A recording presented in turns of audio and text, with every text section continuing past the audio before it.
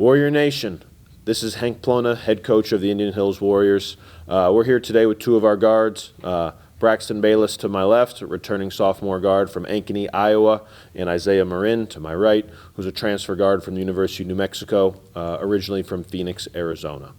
We're excited to get the season started. We went down to Dallas, Texas this past weekend and played a couple different opponents, played Grayson College, Coffeyville Community College, and Salt Lake, and had a really good experience. We're able to see some things about where we're at as a team, and obviously learn some things that we have to continue to work on to become the national championship contender that we're hoping to be.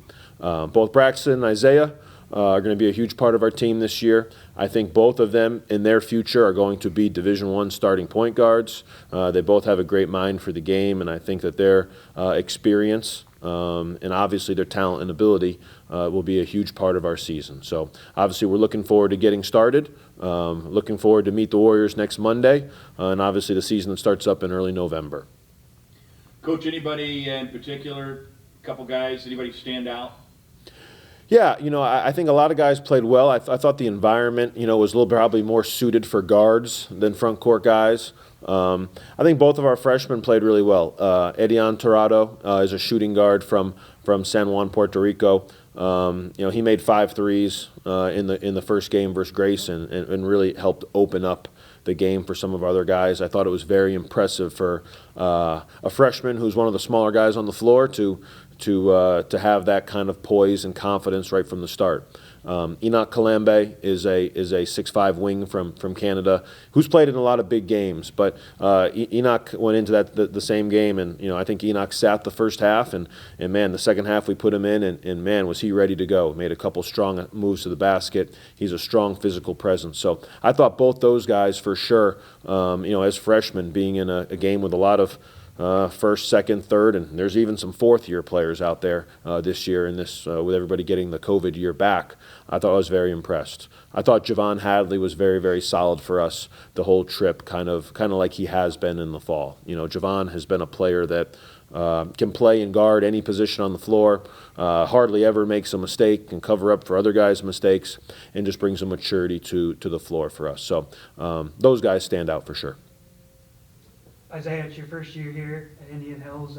Give us a little bit of an overview of your experience here in Ottumwa. No, since I first got here, it's been a good experience just as far as the basketball aspect, just learning every day, coming to work every day and just having a high expectation for myself and for all the guys around me. And outside of basketball, just connecting with my teammates and just taking it day by day. Obviously, it's different from Phoenix, just like me being home and being out here, obviously 2 different places, so just adjusting and getting ready for the season.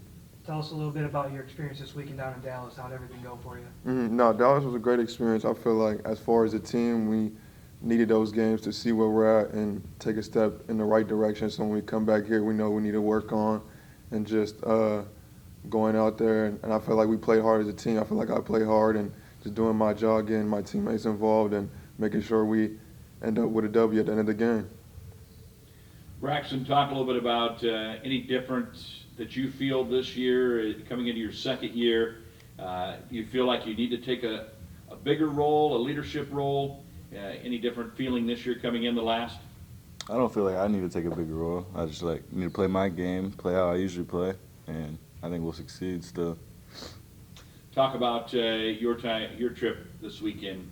How do you feel like you did? I thought I played hard as I could. I thought I played solid. I need to lower on the turnovers, I think, though. But other than that, I think we played good as a team, too.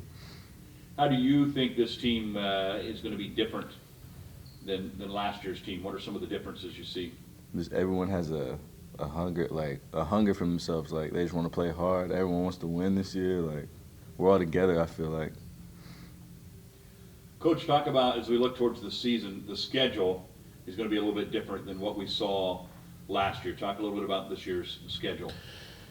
Yeah, I mean, obviously last year was kind of a unique year in the sense that it was kind of state by state because of COVID, so we were kind of limited to who we could play, whereas this year we're kind of getting back to the the national schedule that we usually play. So, we're going to kind of get started right from the very beginning. There's no real warm-up games. There's no easing into this at all. So from playing Tyler and Butler the first weekend to West Plains and Moberly to Casper, McCook, NEO, and obviously Logan and Vincennes. I think those are our first 9 games, and those are 9 Division I junior colleges from all different states all over the country that have the same expectations that we have. So, I don't really think there's any, we're kind of using this month of October to trying to play the best teams we can play in preseason games, because when the real games start here in 25 days or whatever it is, there's no easing into it. There's no warm-ups. That's kind of traditionally what we try to do. We want to make sure that we kind of have a chance to be kind of probably the most national program in the country as far as playing as many different people from as many different places. And